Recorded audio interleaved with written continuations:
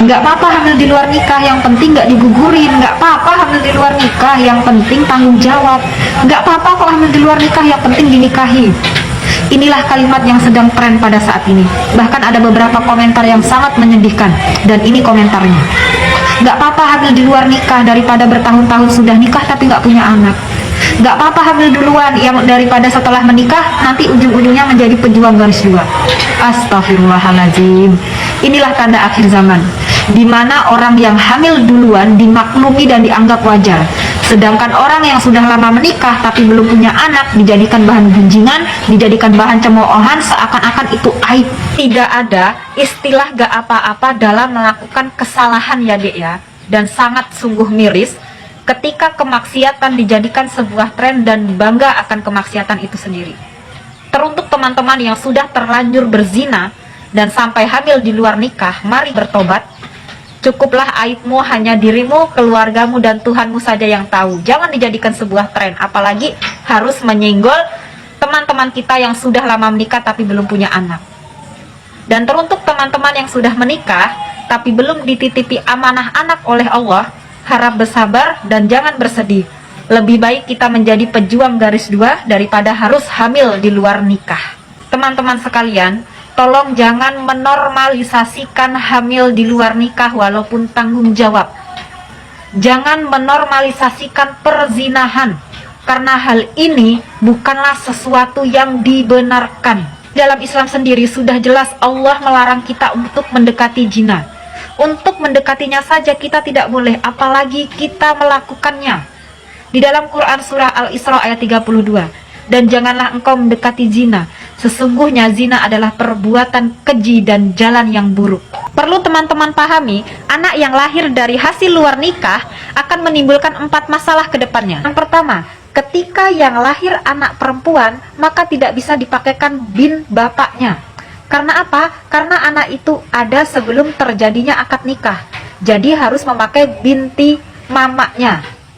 Yang kedua, jika anak itu perempuan, ketika akan menikah nanti, anak tersebut tidak bisa diwalikan oleh bapaknya, walaupun itu bapak biologisnya ataupun bapak kandungnya.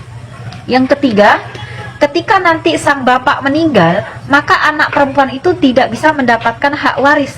Karena apa? Karena tidak ada nasab, tidak ada hubungan nasab.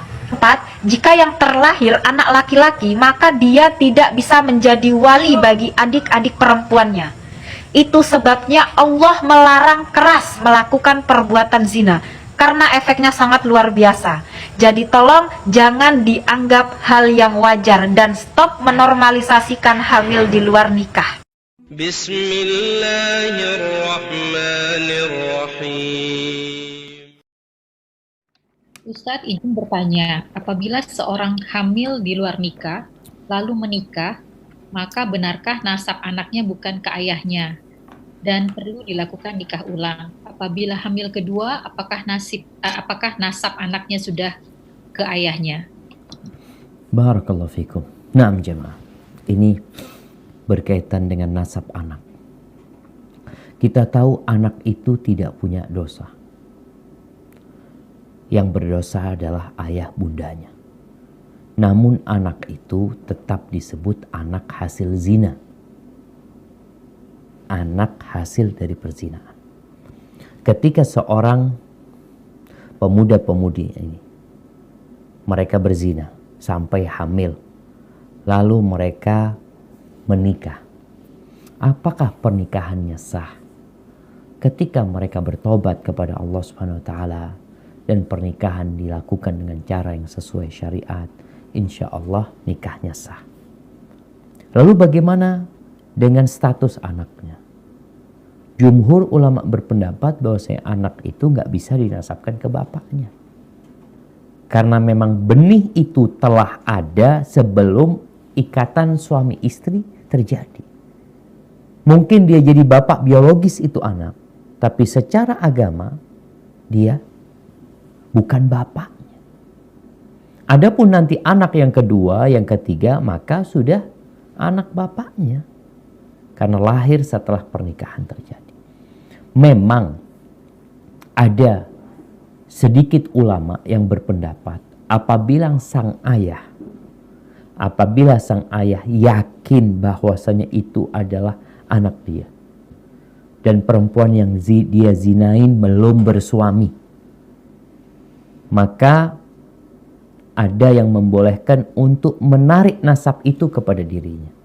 Tapi pendapat ini pendapat sedikit dari para ulama. Karena memang pendapat jumhur ulama, al-waladu lil firash walil ahilil hajar. Anak itu ikut yang punya kasur, maka dinasabkan kepada ibunya nantinya. Kalau memang ternyata perempuan ini punya suami, tuh anak nanti ikut nasab suaminya. Kecuali suaminya berlepas diri dari itu anak. Bukan kepada bapak biologisnya. Mungkin seperti itu. Maka nasihat ana buat mereka yang telah bertobat kepada Allah, banyak-banyak istighfar. Dan ingat, anak itu tidak punya dosa.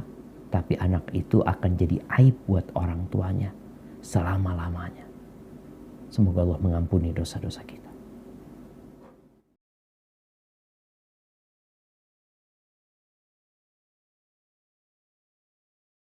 Bagi yang mau menikah, siapkan rumah, walaupun kontrak. Namanya ada rumah. Jangan tinggal sama mertua, aib, malu. Muka kita mau taruh di mana? Ya tetap taruh di sini. Malu itu kebiasaan, nggak ada yang seperti itu. Biar gagah laki-laki itu. Kontrak, sabar. Habis akad nikah, bawa ke rumah sendiri. Sudah siapkan. Misalnya nih, ya, itu mau nikah, sudah pinang, sudah apa, sudah jadilah. Antum carilah. Kalau punya uang, beli rumah. Kalau tidak, belum cukup atau mau kontrak dulu, cari kontrakan. Siapkanlah perabot di situ apa. Tuh antum panggil calon istri untuk siapkan ini. Semuanya komplit, semuanya sudah ada di situ semua. Sudah begitu akad selesai, walimah. Assalamualaikum, waalaikumsalam, mertua, bawa rumah. Bebas dan merdeka. Ketawa senang dia. Senang betul.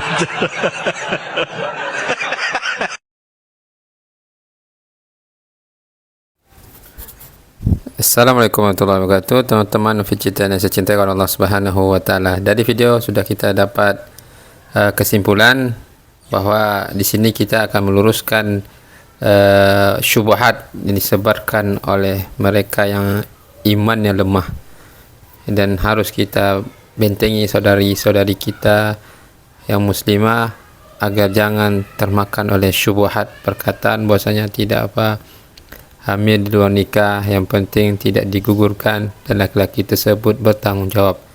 Ini adalah syubhat syaitan. A'udzubillah. Jadi hendaklah dihindari perzinaan, dan perlu diketahui di antara dampaknya ke depan adalah si anak ini akan terputus nasabnya kepada bapa kandungnya, sehingga bapaknya tidak bisa menjadi wali nikahnya, dan anak tersebut akan terhalang dari mendapatkan hak waris. Wa'iyadzubillah, sungguh memprihatinkan kalau seorang bapa yang cerdas, yang akal nasihat, dia tidak ingin nasab anaknya terputus dengannya.